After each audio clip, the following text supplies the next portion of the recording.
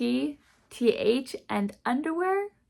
Hold tight, we'll talk more about this in this video. Hello, I am Miss B. Welcome to the Formed Home. I'm a former preschool teacher and a mom of 2. Today, I wanted to go through the letter of the week. This week, the letter is T.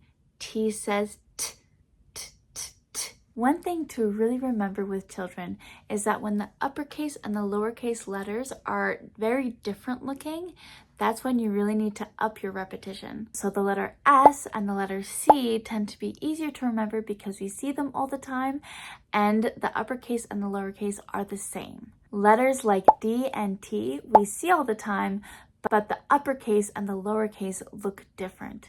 So we want to make sure that we're conscientious of that as parents, that when a letter is different, that we are repeating it more. The letter T is also very special because it has a companion, H.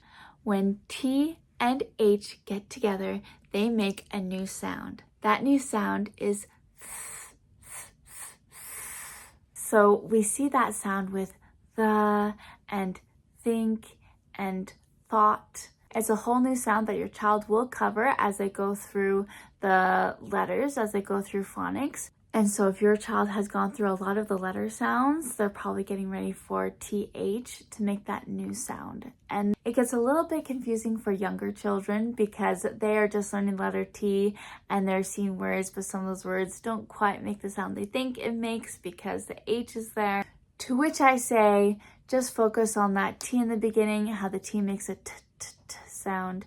And then when you cover the TH together, you cover it and then you start seeing it everywhere too. Don't worry about correcting your child saying, oh, I see the letter T and it makes a T sound, but since it's next to H, it makes a Th sound, but you don't know that yet, but I'm going to correct you anyways. Don't do that. If the child has not learned the TH sound yet and is just pointing out the T, T, T, then just praise that. Don't correct and say, actually, that's a th sound.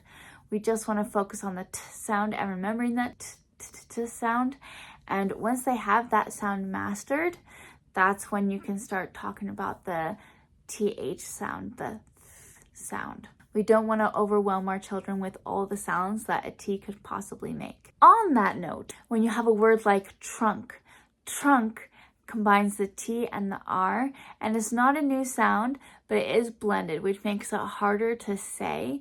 And so you want to be conscientious of that too. When you're introducing words, try to introduce words where it's a T and a vowel, because if it's T and a consonant, it's going to sound a little different, and that's going to be a little harder for your child to hear as they're practicing listening. So the letter T you can see everywhere. But not only would I recommend looking for it in grocery stores, on your books, everywhere you go, I would also say you could find it in underwear. Yes, underwear. So when your underwear is sitting and it has the bigger hole at the top, that big hole at the top kind of looks like a line when you put it down the ground. It looks like the top line of an uppercase T. And then the part in the middle, that part looks like the stem of the T. And so if you think of an uppercase T, that shape is kind of there in underwear. And so when your child is dressing, you can have them make a T, and that might help with that. Not a reading tip, just a getting ready for the day tip that you might want to consider since we are talking about the letter T.